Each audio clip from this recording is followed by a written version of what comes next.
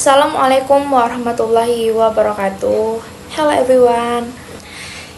Here we will present the result of our group discussion with the title Similarities and Difference between Indonesia and Singapore in the Economic Sector. First of all, the Honorable Mr. Dedi Kurniawan as the lecturer in charge of this English course. May I introduce the members of my group? Firstly, my name is Naswa as the third presenter and moderator. Then there are my friends Ratna Eka Safira, Nur Aziza, and Miftahul Jannah. Okay, this material will be delivered by my friends Ratna Eka Safira. Similarities between the Indonesia and Singapore economic system.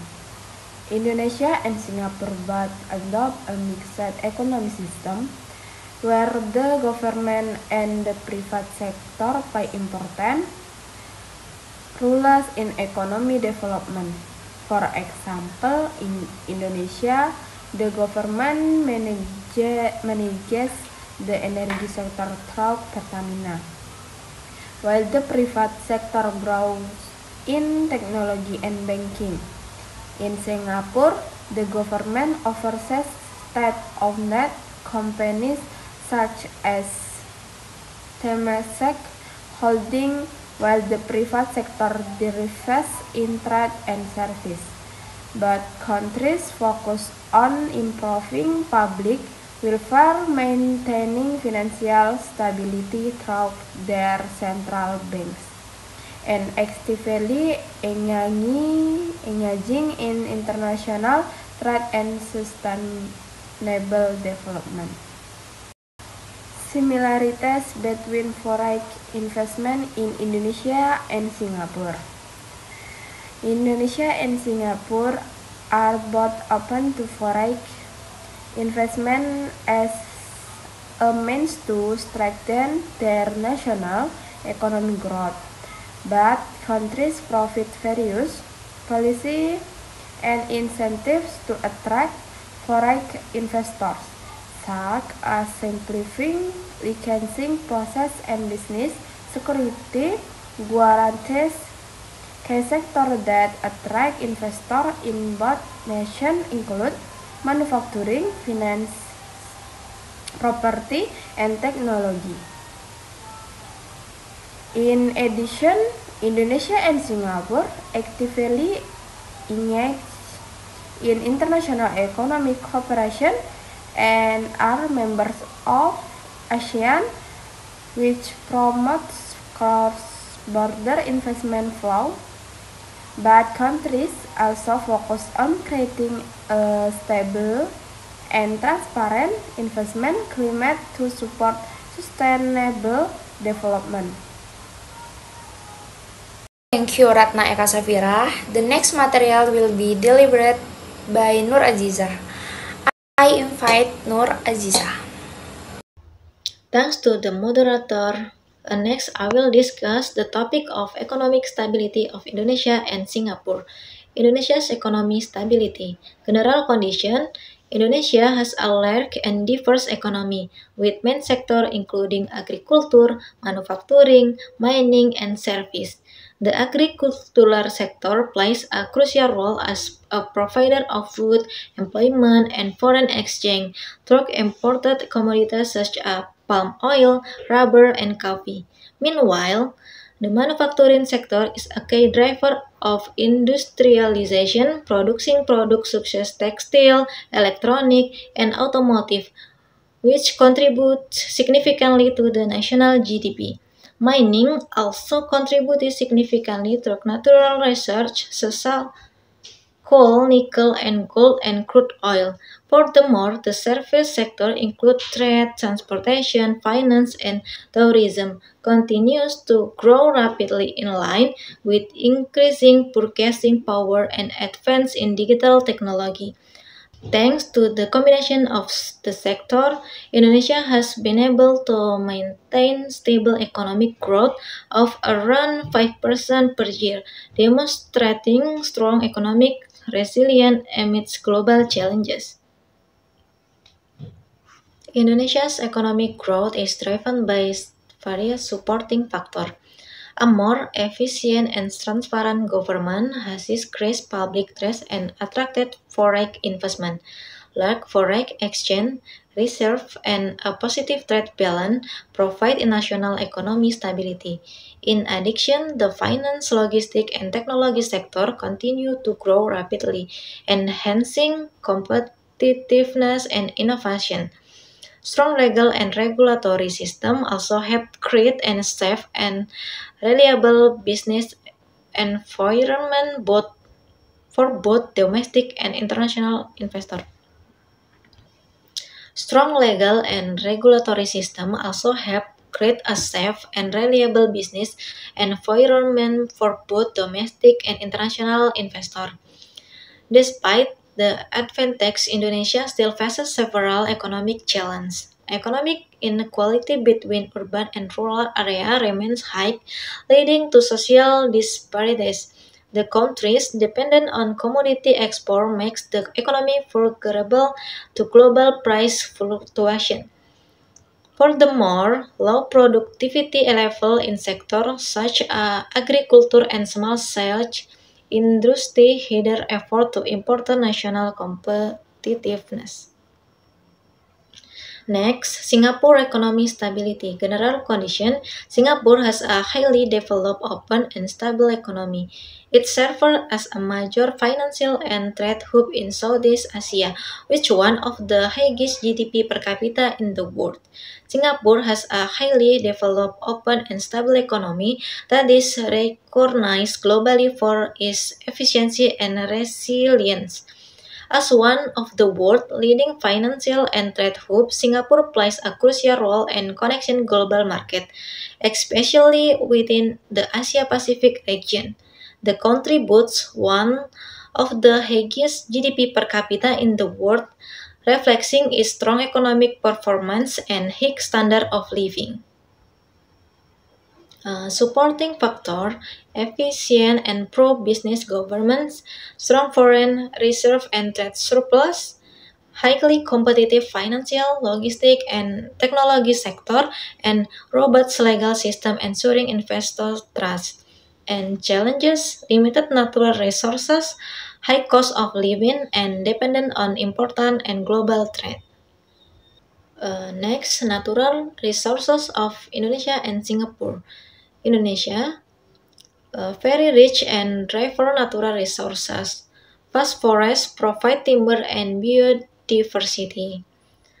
Fertile land support agriculture and extensive search are rich in fish and coral fish.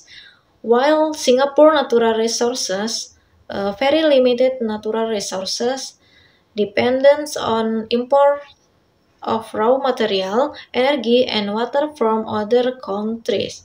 Economic strength come from human resources, technology, and global trade, and focus on innovation, finance, and logistics as key economic drivers. Thank you. I will return into the moderator. Thank you, Nur Aziza. I will convey the third material myself. Okay. Economic structure comparison of Indonesia and Singapore. Indonesia and Singapore have distinct economic structure. Indonesia economic is more diversified with significant contribution from agriculture, industry, and service in contrast. Singapore economic is heavily reliant on service and industry with a strong focus on finance, trade, and technology. Key difference, GDP per capita, Singapore has a much higher GDP per capita compared to Indonesia, indicating a higher standard of living. Next, export dependence. Indonesia economic is heavily reliant on commodity exports, while Singapore has a more diversified export base with a strong focus on manufactured goods and service. And last, foreign investment. Singapore attracts significantly more foreign investment than Indonesia, which contributes to its economic growth and development. And the next is per capita income of Indonesia and Singapore. The difference in per capita income between Indonesia and Singapore is striking. Singapore per capita income is around $93,960 per year, while Indonesia is around $4,960 per year. This means Singapore per capita income is more than 80 times higher than Indonesia. Some factors contributing this difference are: 1. Service-based economic. Singapore has a strong economic in the service sector such as finance and technology. 2. Foreign investment. Singapore actively attracts foreign investment, boosting economic growth. And last, infrastructure.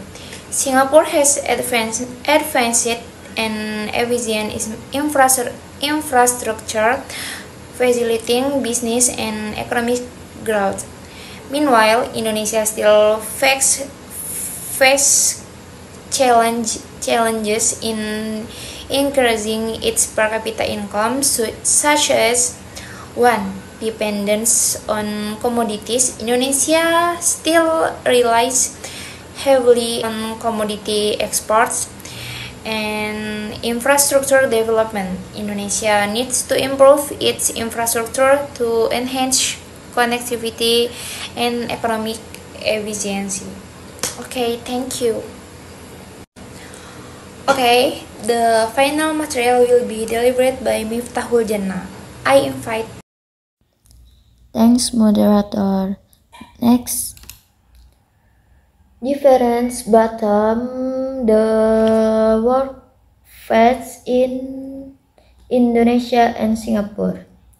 There are service aspects, namely, number 1, number of workforce. Indonesia workforce very large due to the population, and Singapore workforce small because of the small population.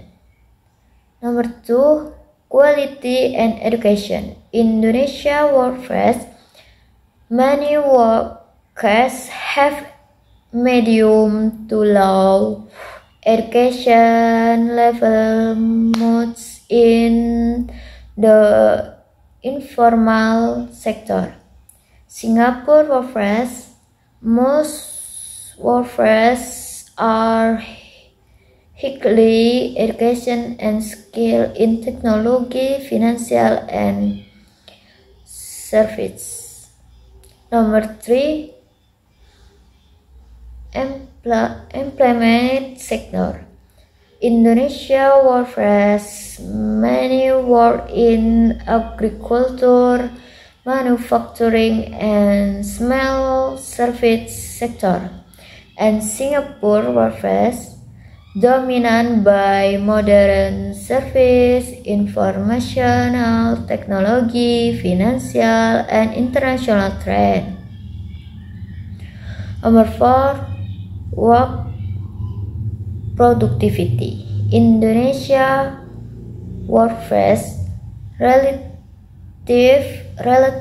low productivity due to limited technology and training, and Singapore workforce very high productivity supported by advanced technology and professional management.